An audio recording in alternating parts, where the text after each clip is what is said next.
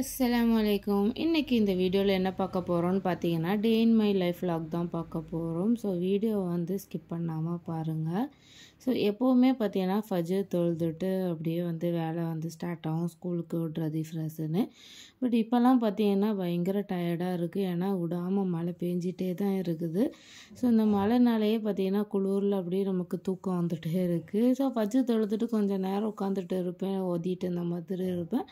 அதுக்கப்புறம் கொஞ்சம் நேரம் ஒரு 8 o'clock வரைக்கும் நல்லா பார்த்தீங்கன்னா கொஞ்சம் நேரம் தூங்கிடுவேன். அதுக்கப்புறம் தான் வந்து எந்திரிக்கவே செய்வேன்.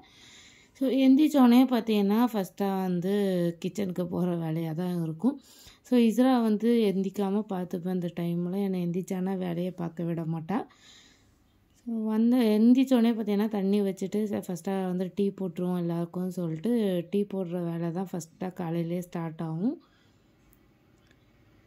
எப்போவுமே பார்த்தீங்கன்னா எல்லா வேலையும் முடிஞ்சதுக்கப்புறம் தான் இப்போல்லாம் ஃப்ரெஷ்ஷை எழுப்பி விடுறேன். ஏன்னா நமக்கே அவ்வளோ டயர்டாக இருக்குது, எந்திரிக்க முடியல குளிர் டைமில். பிள்ளைங்க வந்து ரொம்ப லேட்டாக தான் தூங்கவும் செய்கிறாங்க.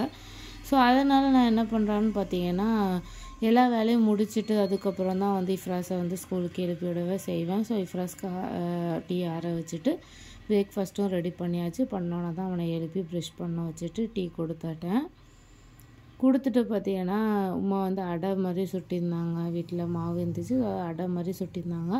ஸோ அதெல்லாம் கொடுத்துட்டு அவனை வந்து குளிக்க வச்சு ரெடி பண்ணிகிட்டு இருந்தான். ஸோ யூனிஃபார்ம்லாம் வந்து அயர்ன் பண்ண வேண்டியது இருந்துச்சு. ஸோ நைட்டு மறந்துட்டு காலையில் தான் அயர்ன் பண்ணவே செஞ்சேன். அயர்ன் பண்ணிவிட்டு எல்லாத்தையும் எடுத்து வச்சுட்டு அவனே வந்து குளிக்க வைக்க கூப்பிட்டு போனேன். ஸோ அவனை ரெடி பண்ணி பிரேக்ஃபாஸ்ட்டு கொடுக்குற டைம்லாம் பார்த்தீங்கன்னா அம்மா வந்து லஞ்சு வந்து ரெடி பண்ணிடுவாங்க. இன்றைக்கி வந்து அவனுக்கு மட்டும் கொஞ்சம் மத்தியானம் பார்த்திங்கன்னா யாருமே சாப்பிட வர மாட்டாங்க. எல்லாருமே வந்து வெளியில் தான் சாப்பிட்டுப்பாங்க, ஷாப்லேருந்து வர மாட்டாங்க. ஸோ வந்து இஃப்ராஸ்க்கு மட்டும் இஸ்ராக்கும் இஃப்ராஸ்க்கு மட்டும் பார்த்திங்கன்னா கொஞ்சமாக வந்து பீஃப் கறி மாதிரி வந்து உமா பண்ணிகிட்டு இருந்தாங்க.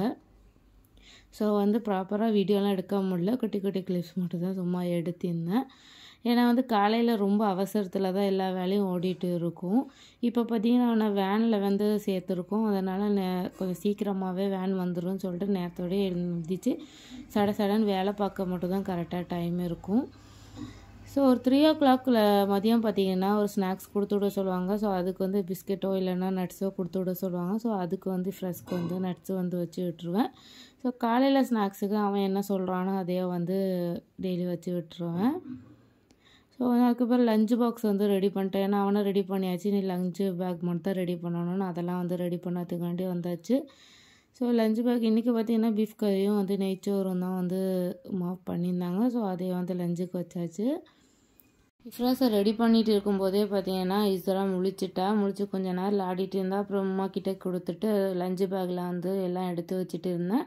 அப்புறம் ஸ்கூல் பேக் எல்லாத்தையும் ரெடி பண்ணிவிட்டு சரி கீழே போய் வெயிட் பண்ணலாம் வேனுக்குன்னு சொல்லிட்டு கீழே இறங்கி போயிட்டு இருக்கோம்.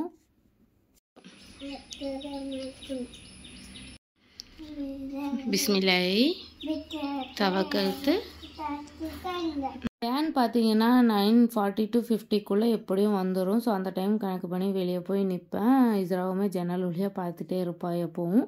அவனை வேனில் ஏற்றி விட்டுட்டு நான் வந்ததுக்கப்புறம் துணிலாம் வந்து ட்ரை ஆன துணியெல்லாம் வந்து ஸ்டாண்டில் எடுத்துகிட்டு அதுக்கப்புறம் துணியெல்லாம் மடிக்க வேண்டியது இருந்துச்சு. ஸோ அதை வந்து மடித்து வச்சுட்டு இருந்தேன். ரீசெண்டாக நிறைய வீடியோஸில் பார்த்தீங்கன்னா எல்கேஜி வந்து ஸ்கூலில் ரிப்பீட் பண்ண சொல்லியிருக்காங்க. ரிப்பீட் பண்ணேன்னு சொல்லிட்டு நிறைய வீடியோஸ் வந்து பார்த்திருந்தேன். ஸோ அதே மாதிரி பார்த்தீங்கன்னா இஃப்ராஸையும் வந்து நான் வந்து எல்கேஜி ரிப்பீட் பண்ணியிருக்கேன். அதுக்கு வந்து மெயின் ரீசன் வந்து நான் வந்து ப்ரீகேஜி தான் ஃபஸ்ட்டு சேர்க்கலாம் இருந்தேன். பட் நான் வந்து போன ஸ்கூலில் ப்ரீகேஜி இல்லை, அதனால் எல்கேஜி சேர்க்குற மாதிரி இருந்துச்சு. இப்போ பார்த்தீங்கன்னா எனக்கு மலையாளமும் அதிகமாக ரொம்ப தெரியல, கொஞ்சம் தான் அவனுக்கு தெரிகிற மாதிரி இருந்துச்சு. ஸோ மறுபடியும் நம்ம எல்கேஜி போடலான்னு பிரின்ஸிபல்கிட்டையும் மிஸ்கிட்டையும் போய் வந்து நான் பேசியிருந்தேன். மிஸ்ஸும் சொன்னாங்க சரி ஓகே நல்லது தான். ஏன்னா வந்து அவனுக்கு மலையாளம் இன்னும் தெரியாததுனால பிள்ளைகளோட அதிகமாக வந்து டச் ஆகலை. ஸோ அதனால் நான் வந்து மறுபடியுமே வந்து எல்கேஜி வந்து அவனை ரிப்பீட் பண்ணியிருக்கேன். எனக்கு வந்து அது வந்து நல்லது அப்படின்னு தான் தோணுச்சு. வீட்டில் கூட சொன்னாங்க ஏன் அப்படின்னு. பட் அவன் வந்து கொஞ்சம் மலையாளம் தெரிஞ்சு ஃப்ரெண்ட்ஸோடு அப்படி போனால் தான் நல்லாயிருக்கும் அப்படின்னு தோணுச்சு. அவனுக்கு மலையாளம் தெரியாமலாம் இல்லை, அவனுக்கு ஓரளவு பேசினா புரியும். பட் வந்து அவனுக்கு பேச தெரியாது. அதனால் பார்த்தீங்கன்னா நான் மறுபடியும் எல்கேஜி வந்து ரிப்பீட் பண்ணேன். நான் இப்போ ரீசெண்டாக நிறைய வீடியோஸ்லேயும் வந்து எல்கேஜி ரிப்பீட் பண்ணியிருக்காங்க நிறைய பேரண்ட்ஸுங்கிறது வந்து தெரிய வந்துருந்துச்சு. ஸோ அதுக்கப்புறம் வந்து வெளியில் பார்த்தீங்கன்னா ஃபுல்லாக வந்து பெருக்கி தொடச்சி விட்டுட்டேன் துணியை மடிச்சிட்டு. அதுக்கப்புறம் பார்த்தீங்கன்னா சரியான மழை, பயங்கரமாக மழையாக இருந்துச்சு ஃபுல்லாக.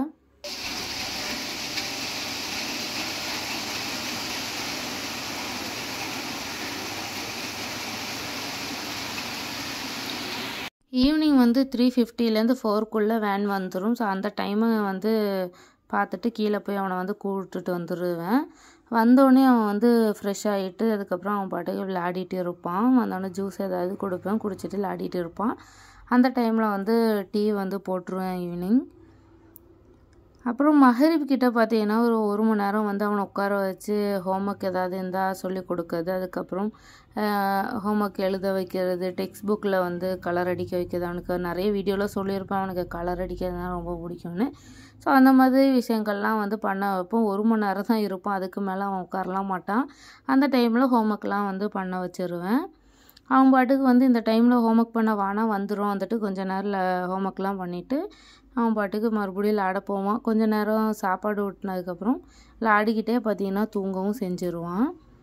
இந்த வீடியோ வந்து இதோட முடிச்சிக்கிறேன். உங்களுக்கு இந்த வீடியோ பிடிச்சிருக்கும் அப்படின்னு நினைக்கிறேன். பிடிச்சிருந்தால் லைக் அண்ட் ஷேர் பண்ணுங்கள். அண்ட் மறக்காமல் என்னோடய சேனலை சப்ஸ்கிரைப் பண்ணாமல் பார்த்துட்டு இருக்கீங்கன்னா சப்ஸ்கிரைப் பண்ணிக்கோங்க. கூடவே பக்கத்தில் இருக்க நோட்டிஃபிகேஷன் பெல்லும் ஆன் பண்ணிக்கோங்க. அப்போ தான் நான் போடுற வீடியோ உங்களுக்கு நோட்டிஃபிகேஷனில் வரும், வீடியோ மிஸ் ஆகாது.